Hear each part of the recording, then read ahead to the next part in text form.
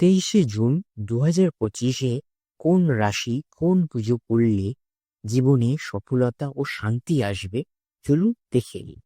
মেষ রাশি, হনুমানজির পূজা করলে সমস্ত বাধা কেটে যাবে। বৃষ রাশি, শ্রীকৃষ্ণের পূজা করলে আপনার মানসিক স্থিতি বাড়বে। মিথুন রাশি, মা সরস্বতীর আরাধনা করলে বিদ্যায় উন্নতি হবে। কর্কট রাশি, শিব পূজায় পারিবারিক শান্তি আসবে। সিংহ রাশি, সূর্যদেবের আরাধনা করলে নেতৃত্বে সফল হবে। কন্যা রাশি, লক্ষ্মী দেবীর পূজায় আর্থিক উন্নতি সম্ভব। তুলা রাশি, মা দুর্গার পূজা করলে শত্রুর নাশ হবে। বৃশ্চিক রাশি, কালী পূজায় সাহস ও আত্মবিশ্বাস বাড়বে।